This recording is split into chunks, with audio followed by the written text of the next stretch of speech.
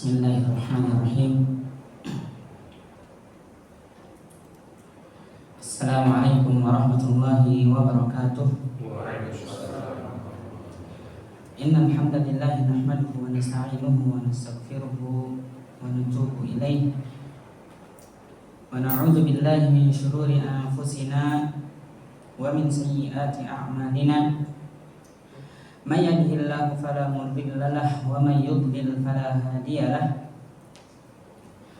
Asyhadu an la ilaha illallah wahdahu la syarika lahu wa asyhadu anna Muhammadan abduhu wa rasuluhu wa khaliluhu wa safiyuhu salawatu rabbi wa salamuhu alaihi wa ala alihi wa sahbihi wa man sara ala darbihi wa istanna bi sunnatihi ila yaumil qiyamah. Amma ba'd. Qala Allah Ta'ala fi Qur'anil Karim, a'udzu billahi minasyaitonir rajim. Ya ayyuhalladzina amanu taqullaha haqqa tuqatih wa la tamutunna illa wa antum muslimun. Fa inna asdaqal hadits kitabullah wa khairal huda nabiyyina Muhammadin sallallahu alaihi wasallam wa syarrul umuri muhdatsatuha wa kullu muhdatsatin bid'ah wa kullu bid'atin dhalalah wa kullu dhalalatin finnar. Amma ba'd.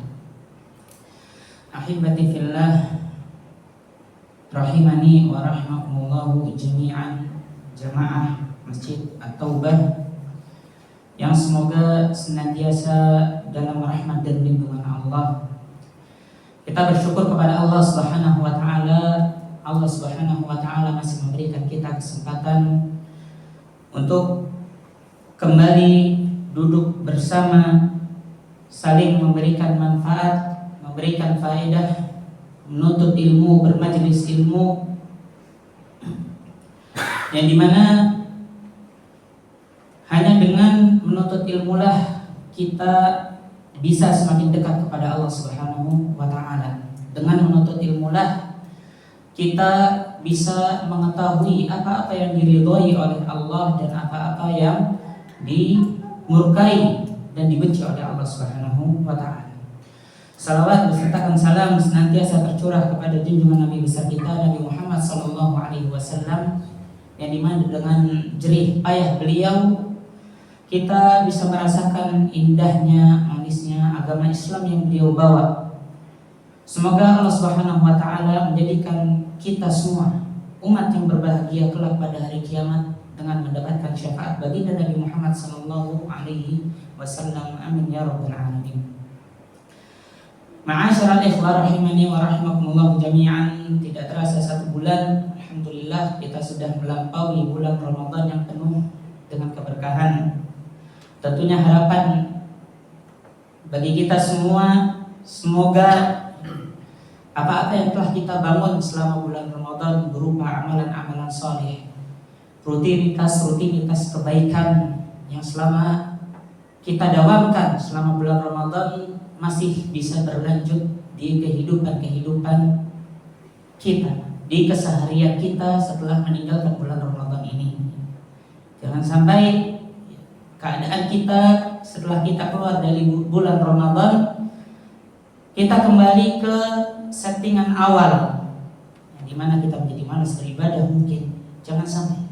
Allah Subhanahu wa ta'ala telah memberikan pemisalan yang indah di dalam surat An-Nahl. Kata Allah Subhanahu wa ta'ala, wala takunu kallati naqadat azlaha min ba'di quwwatin ankasa. Dulu ada seorang wanita Quraisy bernama Rithah binti Amr, yang dimana dikatakan oleh para ulama tafsir bahwasanya Rithah ini memiliki gangguan akal, gangguan jiwa. Apa yang ia lakukan? Ia biasa memerintahkan budak-budaknya, Bapak Ibu sekalian, itu setiap pagi memerintahkan budaknya untuk membuat tenunan, ya, menenun pakaian. Namun ketika sudah berada di penghujung hari, sore hari, maka yang dilakukan Rithah binti Amr ini apa? Ia kembali melepaskan sulaman-sulaman, ya, jahitan yang telah dilakukan oleh budak-budaknya. Maka Allah Subhanahu wa ta'ala menurunkan ayat tadi, wala takunu kallati naqadat azlaha min ba'di quwwatin ankasa. Maka janganlah engkau seperti seorang wanita yang dimana ia telah menyulam pakaiannya dengan begitu kuat, kemudian pintalan pakaian atau sulaman yang telah ia lakukan tadi ia cerai beraikan lagi. Ya, ibaratnya seperti kehidupan kita di bulan Ramadan. Ya, kita sudah memintal benang-benang ketaatan kepada Allah selama bulan Ramadan, maka jangan sampai kita termasuk dalam ayat tadi. Setelah keluar bulan Ramadan, kita lepaskan lagi pintalan yang sudah kuat kita jalin selama bulan Ramadan. Yang susah itu Bapak Ibu sekalian bukan ibadah. Yang susah apa? Istiqomah. Dari itu Allah Subhanahu wa taala mengatakan wa'mur ahlaka bis-sabr, berfirman wa'mur ahlaka bis-salati wastabir 'alaiha, dan perintahkanlah keluargamu untuk salat dan bersabarlah terhadap salat. Salat yang mudah, akan tetapi yang susah kan konsisten, istiqomah dalam menjaga salatnya. Semoga Allah Subhanahu wa taala memberikan kita keistiqomahan setelah kita meninggalkan bulan Ramadan. Dan semoga Allah Subhanahu wa taala menerima amalan kita selama bulan Ramadan dan mempertemukan kita di bulan Ramadan yang akan datang. Amin ya rabbal alamin. Ma'asyiral ikhwah rahimani wa rahimakumullah jami'an. Melanjutkan pembahasan kitab Ahaditsul Akhlaq atau hadis-hadis akhlak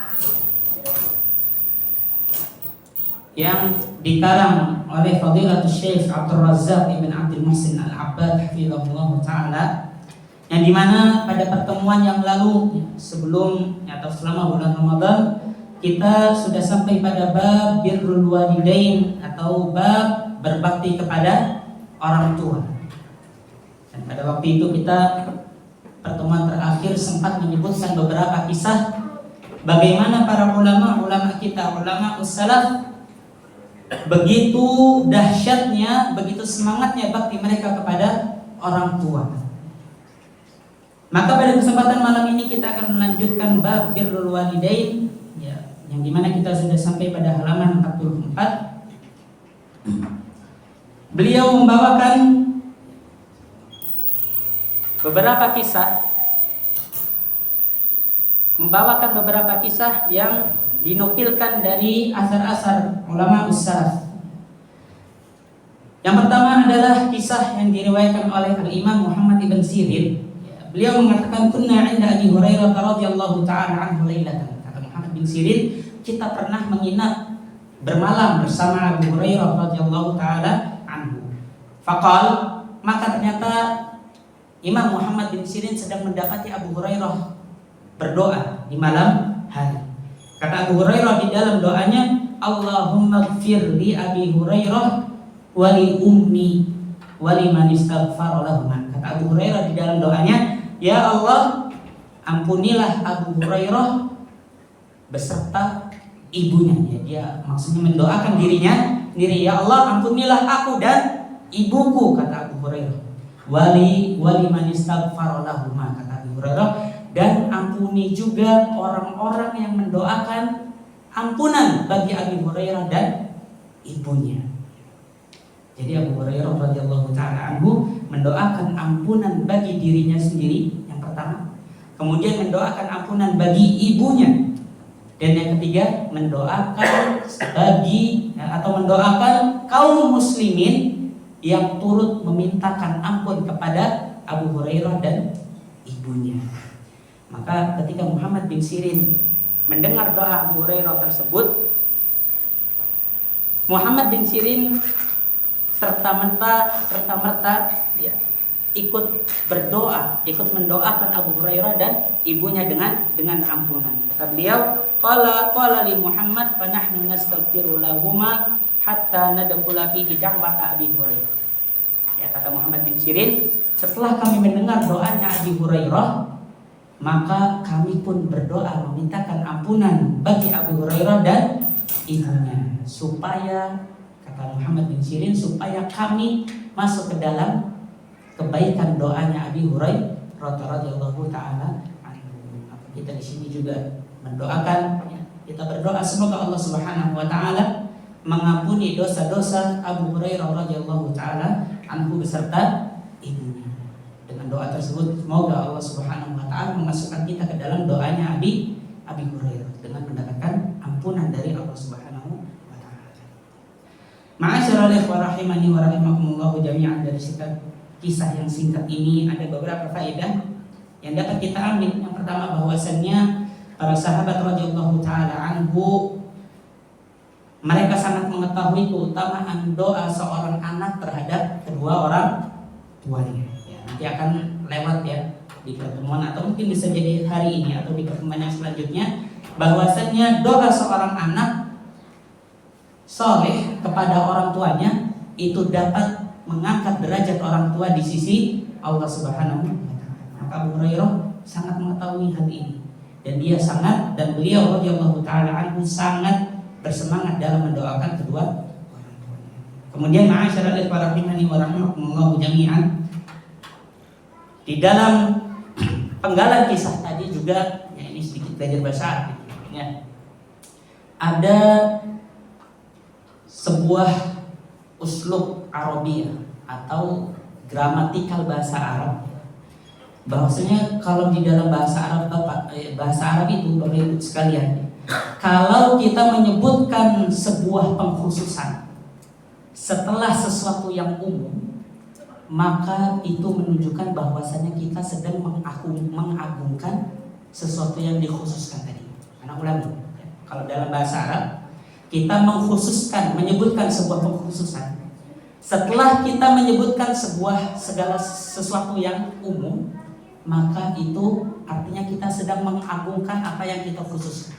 Contoh, kan kita sering tuh Bapak Ibu sekalian berdoa, Rabbana ighfir lana wa li ikhwanina alladziina sabaquna bil iman wa la taj'al fi qulubina ghillan lil ladzina amanu Rabbana innaka ra'ufur rahim. Sering ya sering kita dengar doa tersebut, terutama mungkin khotib Jumat sering berdoa dengan doa tersebut. Rabbana ighfir lana wa li ikhwanina alladziina sabaquna bil iman. Ya Allah, ampunilah kami dan saudara-saudara kami yang telah mendahului kami di atas keimanan. Di sini Bapak Ibu sekalian doanya umum, mencakup seluruh kaum muslimin, orang-orang yang beriman yang telah mendahului kita di atas keimanan. Umum atau tidak? Nah, di sini Abu Hurairah radhiyallahu taala anhu mengkhususkan ibunya dalam doa tadi. Ya Allah, ampunilah aku dan ibuku. Maka di sini kita dapat faedah nih Bapak Ibu sekalian, bahwasanya Abu Hurairah radhiyallahu taala anhu mengkhususkan doa untuk ibunya sebagai bentuk pengagungan Abu Hurairah terhadap ibunya. Dan ini adalah salah satu metode doa yang baik. Kalau kita ingin doa kita bisa lebih kuat, bisa gunakan metode ini Bapak Ibu sekalian. Contoh, kita punya teman-teman yang Masya Allah, teman-teman yang saleh ya, maka kita doakan, ya Allah ya, berikanlah rahmat kepada teman-teman kami, teman-teman majelis ilmu yang senantiasa duduk bersama kami. Itu doa umum.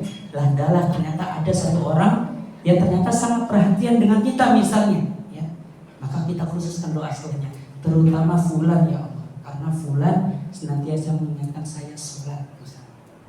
Maka ini derajat doanya lebih di atas lagi Bapak Ibu sekalian, karena kita sedang mengagungkan satu orang yang kita khususkan setelah kita menyebutkan doa yang ini namanya kalau di dalam usul fikih dzikrul khas ba'dal 'am ya, menyebutkan sesuatu yang khusus setelah kita menyebutkan yang umum.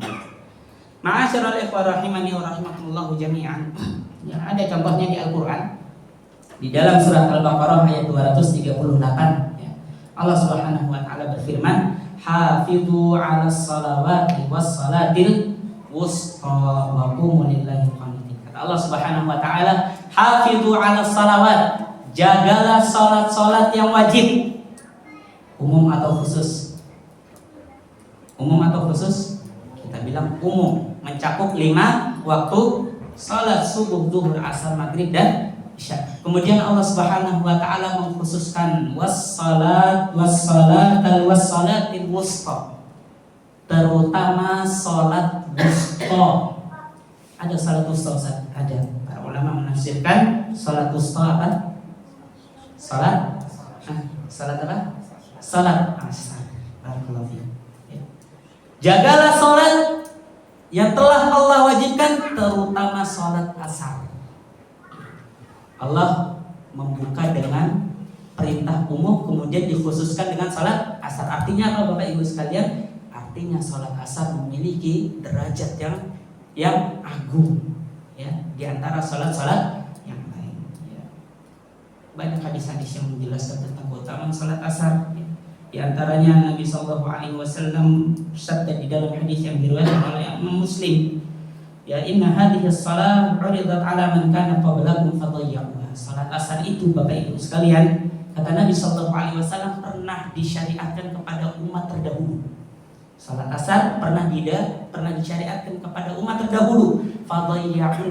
Akan tetapi umat terdahulu menyanyiakan salat asar. Faman hafadha 'alaiha kana lahu ajruhu marratain. Maka keutamaan buat umat ini, umat Nabi Muhammad, barang siapa yang bisa menjaga salat asar, maka baginya 2 kali lipat pahala. Ini adalah keutamaan salat asar di atas salat-salat yang lain. Wala salata ba'daha hatta yatlu'a asy-syahid. Dan tidak ada salat setelah salat asar sampai munculnya bintang, yaitu salat maghrib dan isya. Ini contoh penyebutan sesuatu yang khusus setelah yang umum. Kemudian di antara hadis keutamaan salat asar adalah kata Nabi sallallahu alaihi wasallam di dalam hadis sahih yang diriwayatkan oleh Imam Muslim, ya lan yalijan nar ahadun shalla qabla tulu'i syamsi wa qabla ghurubiha. Tidak akan pernah sekali-kali masuk neraka seseorang yang menjaga salat sebelum tulu'il fajri, sebelum terbitnya matahari. Maksudnya salat apa? Salat subuh. Wa qabla ghurubiha, dan sebelum terbenamnya matahari. Salat apa? Asar. Maka tidak, kata Nabi sallallahu alaihi wasallam, dijamin bebas dari neraka bagi orang yang dapat menjaga salat subuh dan salat asar. Maka Nabi sallallahu alaihi wasallam memberikan ancaman bagi siapa saja yang melalaikan salat asar. Bapak Ibu sekalian, kata Nabi sallallahu alaihi wasallam, man taraka salat al-asri faqad habita 'amaluhu.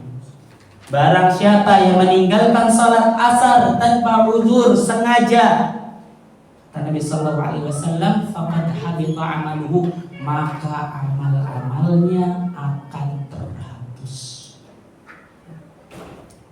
Tidak tahu-tahu Bapak Ibu sekalian, Al-Imam Ibnu Qayyim rahimahullah ya ketika mensyarah atau menjelaskan hadis ini, beliau memberikan 2 kondisi, memberikan gambaran 2 kondisi seseorang yang meninggalkan salat asar. Kondisi pertama, orang yang benar-benar tidak salat asar, tidak pernah sama sekali salat asar. Maka kata beliau rahimahullah, ya, maka orang tersebut hilang atau terhapus seluruh amalannya semenjak ia masuk Islam sampai saat itu.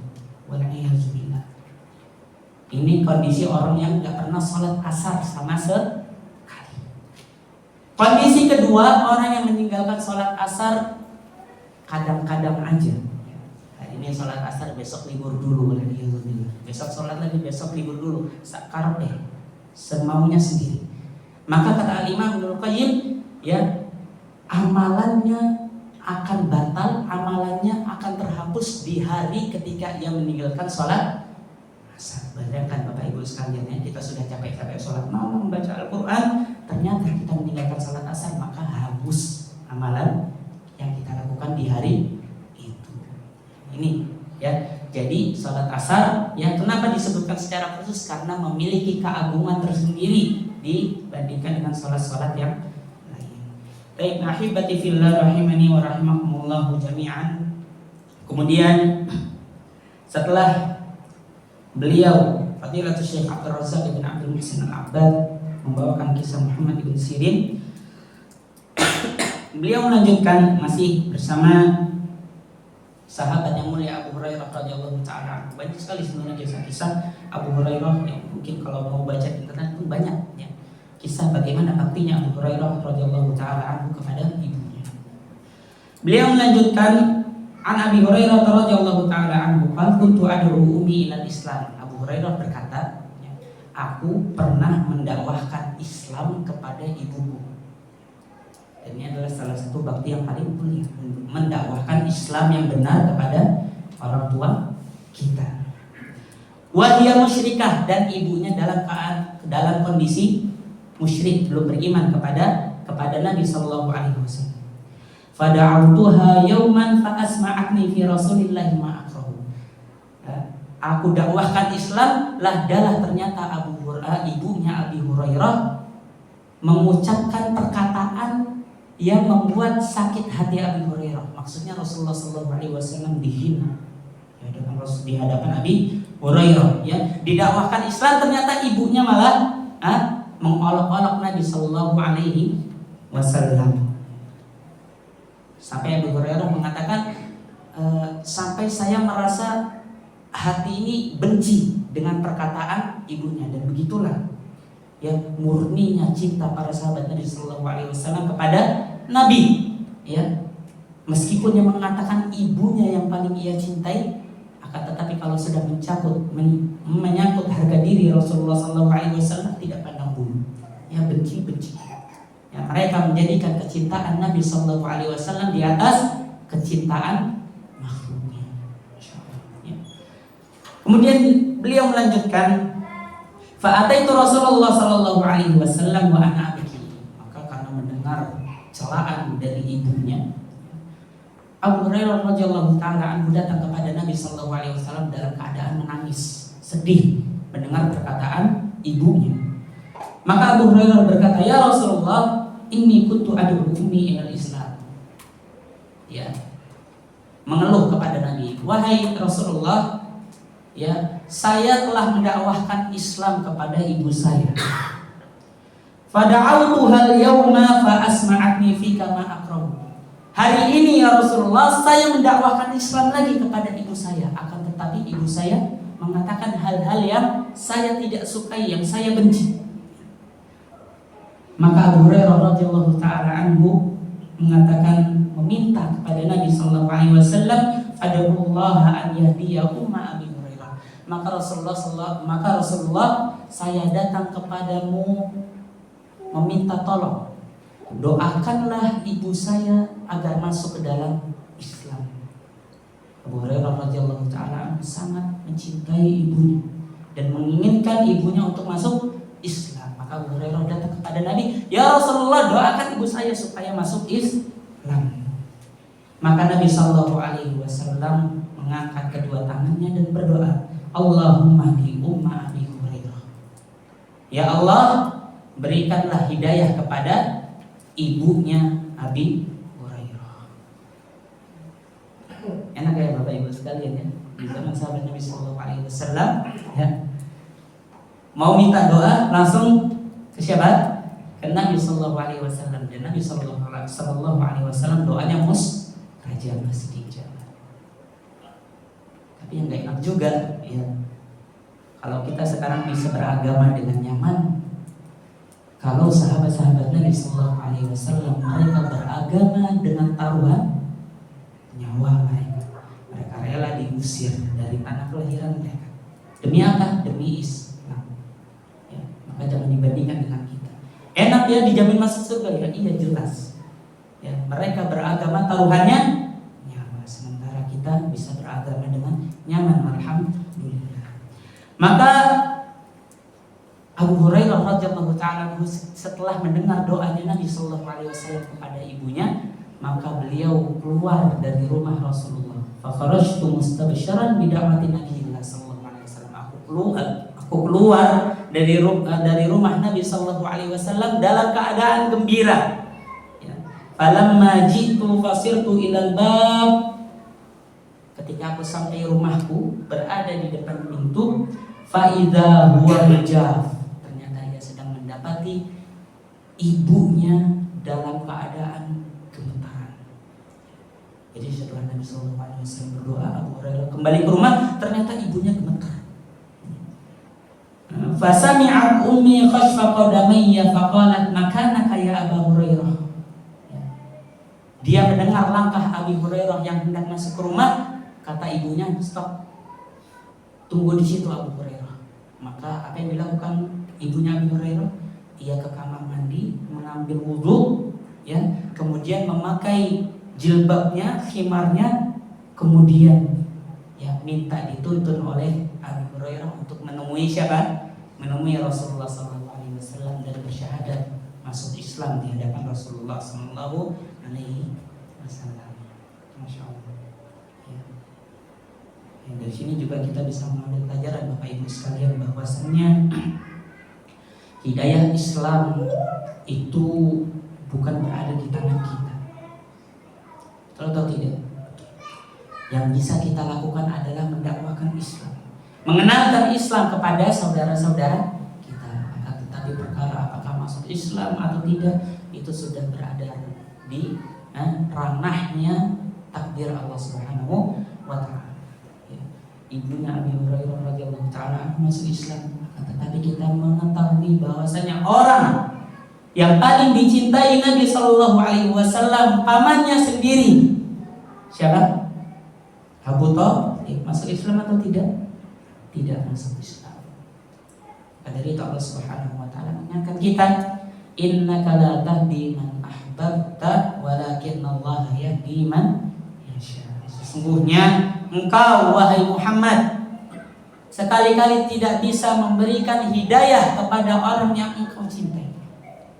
Walakinnallaha yahdi man yasha. Allah mengingatkan, akan tetapi Allah lah yang memberikan petunjuk kepada siapapun yang Ia kehendaki. Maka ketika kita mengetahui bahwasannya hidayah Islam itu berada di tangan Allah, maka apa yang kita lakukan? Yang kita lakukan adalah kita meminta kepada Allah, berdoa agar memberikan hidayah kepada orang-orang yang kita cintai. Ahibati fillah rahimani wa rahimakumullah jami'an. Setelah Abu Hurairah mendapati ibunya masuk Islam, Abu Hurairah radhiyallahu taala anhu belum puas. Masih ada ghirah atau keinginan di dalam hatinya akan kebaikan yang lain. Maka Abu Hurairah mengatakan kepada Rasulullah, Qultu ya Rasulullah, ud'ullaha an yuhabbibani ana wa ummi ila ibadihi mu'minin. Tidak cukup mendoakan hidayah bagi ibunya, Abu Hurairah melanjutkan, wahai Rasulullah, doakanlah untuk saya agar orang-orang yang beriman di muka bumi ini mencintai saya dan ibu saya. Jadi minta didoakan oleh Nabi SAW agar kaum mukminin di seluruh dunia mencintai Abi Hurairah dan ibunya. Maka Nabi SAW kembali mengangkat tangannya dan berdoa, Allahumma habbib ubaidaka hadza. Ya Allah, berikanlah kecintaan terhadap dua hambamu yang kecil ini. Maksudnya siapa? Abu Hurairah dan ibunya. Maka dari itu Bapak Ibu sekalian, kalau misalnya Bapak Ibu sekalian merasa tenang hatinya ketika disebutkan nama Abi Hurairah, itu bukan kebetulan Bapak Ibu sekalian, melainkan apa? Itu adalah keberkahan dari siapa? Dari doa Nabi Sallallahu Alaihi Wasallam. Maka tidak ada satu orang mukmin pun ketika disebutkan nama Abi Hurairah kecuali pasti hatinya merasa tenang, merasa nyaman, merasa senang. Mengapa? Itu adalah efek dari doa kanjeng Nabi Sallallahu Alaihi Wasallam kepada kaum muslimin. Dan ini adalah keutamaan Nabi Hurairah radhiyallahu taala anhu, bahwasanya didoakan kecintaan kaum mukminin kepadanya dan kepada ibunya. Bagaimana kita tidak cinta kepada Abi Hurairah Bapak Ibu sekalian? Sementara kita mengetahui bahwasannya hadis-hadis Nabi Sallallahu Alaihi Wasallam yang jumlahnya ribuan, itu yang paling banyak meriwayatkan dan menjaga hadis-hadis tersebut siapa? Abu Hurairah radhiyallahu taala anhu. Bahkan para ulama hadis menyebutkan jumlah hadis yang diriwayatkan oleh Abu Hurairah itu mencapai 5.374 hadis. Masya Allah. Maka dari itu Bapak Ibu sekalian, orang-orang Syiah musuh-musuh Islam, orang-orang yang benci dengan Islam. Di antara metode mereka menghancurkan Islam apa? Dengan menjelek-jelekan siapa? Abi Hurairah. Mereka mengatakan Abu Hurairah itu tokoh fiktif, gak ada namanya Abu Hurairah. Siapa namanya Abu Hurairah? Siapa namanya Abu Hurairah? Mereka ingin membangun image bahwasanya Abu Hurairah adalah tokoh fiktif. Tujuannya apa Bapak Ibu sekalian? Kalau Abu Hurairah sudah tidak dipercaya, maka hilanglah berapa? 5.300 hadis. Maka mereka meluapkan cacian, hinaan mereka kepada Abu Hurairah di buku-buku mereka. Mereka sangat benci Abu Hurairah. Mereka benci. Mengapa mereka benci kepada Abu Hurairah? Karena tadi, tidak ada keimanan di dalam hati mereka. Kan doa Nabi SAW khusus buat siapa? Buat orang-orang yang beriman agar mencintai Abu Hurairah. Taib ahibati fillah rahimani wa rahimakumullah jami'an. Di dalam kisah yang tadi kita mendapat beberapa pelajaran dari Abu Hurairah radhiyallahu taala anhu, bahwasanya yang pertama di antara faedahnya adalah bakti terbaik seorang hamba adalah dengan mendoakan kedua orang tuanya. Maka jangan meremehkan anak-anak yang ada bersama kita saat ini yang telah Allah titipkan kepada kita. Anak-anak yang menjadi titipan Allah kepada kita itu adalah aset buat kita. Setelah kita nanti wafat, kita meninggal, kita tidak bisa menambahkan pahala dan amal soleh, maka satu-satunya harapan siapa? Anak kita. Ayo kita didik anak kita dengan tarbiyah yang soleh, dengan tarbiyah yang baik, tarbiyah yang soleh. Kita tanamkan nilai-nilai keimanan kepada anak-anak kita dari dini, dari kecil. Kebanyakan orang tua, Bapak Ibu sekalian, bahkan mungkin diri saya pribadi, kadang sering kita lupa menanamkan keimanan kepada anak kita. Efeknya apa? Efeknya kalau udah gede, mungkin sering kita lihat anak mondok bertahun-tahun, ternyata disuruh sholat aja susah. Ada atau tidak? Ada. Banyak. Apa sebabnya? Ada satu fase yang kelewat, penanaman keimanan. Karena kalau keimanan sudah tertancap di hati, Bapak Ibu sekalian, di hati anak-anak kita sudah itu autopilot, azan masuk ke masjid, nggak perlu disuruh, ayo nak sholat, ayo berwudu, karena sudah ada keimanan, sudah ada rasa takut kepada Allah, dan itulah yang menjadikan anak-anak para sahabat, generasi-generasi sahabat kuat. Kenapa? Karena adanya keimanan. Mereka takut kepada Allah Subhanahu wa ta'ala. Kemudian di antara faedah yang dapat kita ambil dari hadis ini, bahwasannya diperbolehkan bagi kita untuk minta didoakan oleh orang-orang soleh. Minta doa dari orang soleh boleh, dengan satu syarat. Apa? Orang soleh tersebut dalam keadaan masih hidup. Boleh. Datangnya Ustaz, saya masih ada muskilah, ada masalah, keluarga saya begini, tolong doakan saya Ustaz supaya dimudahkan. Boleh. Selama orang soleh tersebut masih hidup, dan itu adalah kebaikan bagi dirinya dan bagi orang yang mendoakan tadi.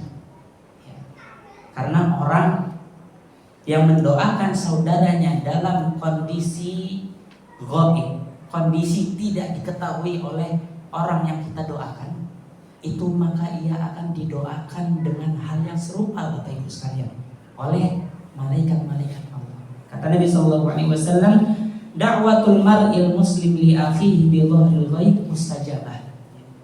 Doa seorang muslim kepada saudaranya dalam kondisi ghaib, kondisi tidak diketahui oleh saudaranya, dia mendoakan saudaranya dalam kondisi diam-diam. Salat malam dia doakan saudaranya, atau dalam sujudnya dia doakan saudaranya, tidak tahu kalau dia didoakan. Maka kata Nabi SAW, mustajabah, maka doanya pasti diijabah oleh Allah. Kalau kita ingin mendoakan saudara kita kebaikan, doa doakan secara diam-diam karena ini lebih kuat, lebih mustajab di hadapan Allah Subhanahu wa taala. Kemudian Nabi sallallahu alaihi wasallam melanjutkan, "Inda ra'sihi malakun muwakkalun." Ya, karena ya Allah Subhanahu wa taala memiliki malaikat-malaikat yang ditugaskan oleh Allah untuk mendoakan hamba-hambanya yang beriman. Ya. Kullama da'a li akhihi bi khairin, ya. Setiap kali hamba tersebut berdoa untuk saudaranya, maka para malaikat tadi mengucapkan amin walaka mislu.